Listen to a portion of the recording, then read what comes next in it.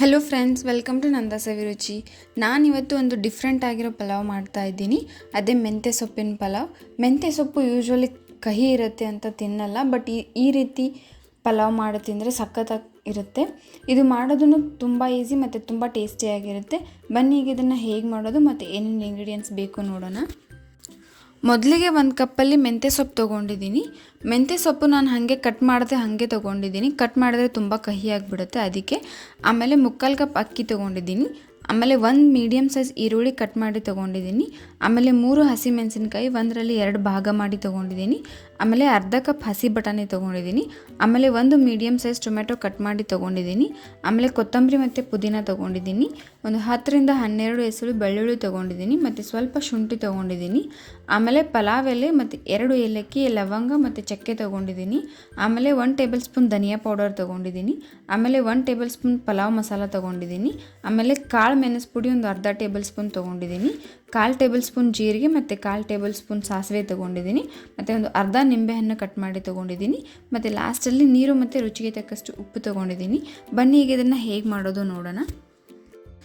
ಮೊದಲಿಗೆ ಅಕ್ಕಿನ ಒಂದು ಪಾತ್ರೆಗೆ ಹಾಕ್ಕೊಂಡು ಅದಕ್ಕೆ ಸ್ವಲ್ಪ ನೀರು ಹಾಕ್ಕೊಂಡು ಚೆನ್ನಾಗಿ ತೊಳೆದು ತೊಗೊಳ್ತಿದ್ದೀನಿ. ಆಮೇಲೆ ಅದಕ್ಕೆ 1 ಗ್ಲಾಸ್ ನೀರು ಹಾಕಿ ನೆನೆಯೋಕೆ ಇಡ್ತಾ ಇದ್ದೀನಿ. ಆಮೇಲೆ ಒಂದು ಮಿಕ್ಸಿ ಜಾರ್ಗೆ ಪುದೀನ ಹಾಕ್ತಾಯಿದ್ದೀನಿ, ಹಸಿಮೆಣಸಿನ್ಕಾಯಿ ಹಾಕ್ತಾಯಿದ್ದೀನಿ, ಬೆಳ್ಳುಳ್ಳಿ ಮತ್ತು ಶುಂಠಿ ಹಾಕ್ತಾಯಿದ್ದೀನಿ. ನಾನು ತೊಗೊಂಡಿರೋ ಈರುಳ್ಳಿಯಲ್ಲಿ ಅರ್ಧ ಈರುಳ್ಳಿ ಕಟ್ ಮಾಡಿರೋದು ಹಾಕ್ತಾಯಿದ್ದೀನಿ. ಆಮೇಲೆ ಟೊಮೆಟೊ ಹಾಕ್ತಾಯಿದ್ದೀನಿ ಕಟ್ ಮಾಡಿರೋದು. ಆಮೇಲೆ ಕೊತ್ತಂಬರಿ ಒಂದು ಅರ್ಧ ಹಾಕ್ತಾಯಿದ್ದೀನಿ. ಇದೆಲ್ಲ ಹಾಕಿದ್ದನ್ನು ಚೆನ್ನಾಗಿ ನುಣ್ಣಗೆ ರುಬ್ಬಿ ತೊಗೊಳ್ತಿದ್ದೀನಿ. ಆಮೇಲೆ ಒಂದು ಪ್ಯಾನ್ಗೆ 1 ಟೇಬಲ್ ಸ್ಪೂನ್ ಅಡುಗೆ ಎಣ್ಣೆ ಹಾಕ್ತಾಯಿದ್ದೀನಿ.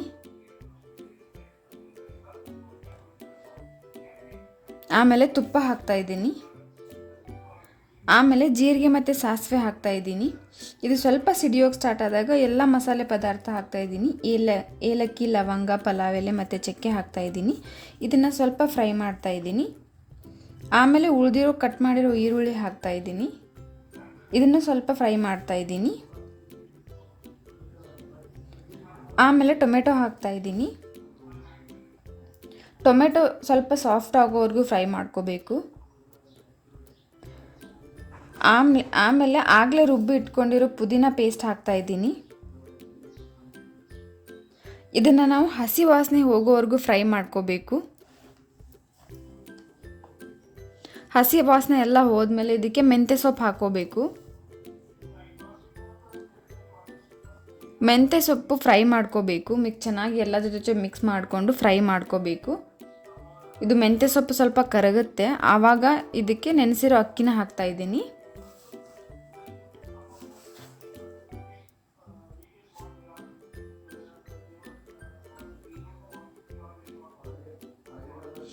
ಅಕ್ಕಿ ಎಲ್ಲ ಹಾಕಿದ ಮೇಲೆ ಇದನ್ನು ಚೆನ್ನಾಗಿ ಮಿಕ್ಸ್ ಮಾಡ್ಕೋಬೇಕು. ಎಲ್ಲ ಮಸಾಲೆ ಜೊತೆ ಮಿಕ್ಸ್ ಮಾಡ್ಕೋಬೇಕು.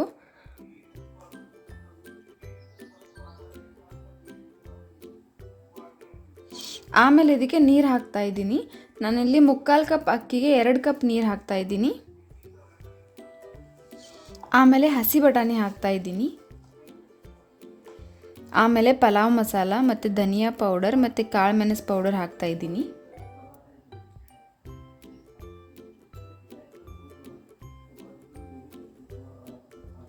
ಇದನ್ನೆಲ್ಲ ಹಾಕಿ ಚೆನ್ನಾಗಿ ಒಂದ್ಸಲ ಮಿಕ್ಸ್ ಮಾಡ್ಕೋಬೇಕು. ಮಸಾಲೆ ಎಲ್ಲ ಚೆನ್ನಾಗಿ ಮಿಕ್ಸ್ ಆಗಬೇಕು.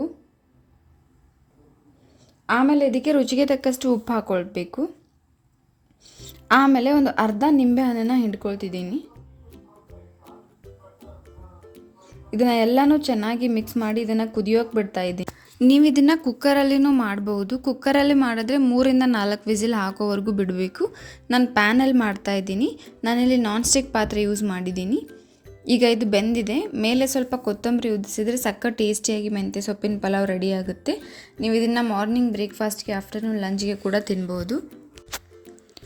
ನೀವು ಇನ್ನೂ ನಮ್ಮ ಚಾನಲ್ನ ಸಬ್ಸ್ಕ್ರೈಬ್ ಮಾಡಿಲ್ಲ ಅಂತಂದರೆ ಪ್ಲೀಸ್ ಈಗಲೇ ಹೋಗಿ ಸಬ್ಸ್ಕ್ರೈಬ್ ಮಾಡಿ. ಮತ್ತು ಇದೇ ರೀತಿ ನಾನು ಹಾಕೋ ಎಲ್ಲ ವೀಡಿಯೋ ನೋಟಿಫಿಕೇಷನ್ಗೆ ಪಕ್ಕದಲ್ಲಿರೋ ಬೆಲ್ ಐಕಾನ್ನ ಕ್ಲಿಕ್ ಮಾಡಿ. ಮತ್ತು ಈ ವಿಡಿಯೋ ನಿಮಗೆ ಇಷ್ಟ ಆಗಿದರೆ ಪ್ಲೀಸ್ ಲೈಕ್ ಮಾಡಿ, ಶೇರ್ ಮಾಡಿ, ಕಮೆಂಟ್ ಮಾಡಿ. ಮತ್ತು ಇದೇ ರೀತಿ ಟೇಸ್ಟಿ ರೆಸಿಪೀಸ್ಗೆ ನಮ್ಮ ಚಾನೆಲ್ನ ಸಬ್ಸ್ಕ್ರೈಬ್ ಮಾಡೋದನ್ನು ಮರಿಬೇಡಿ. Thank you.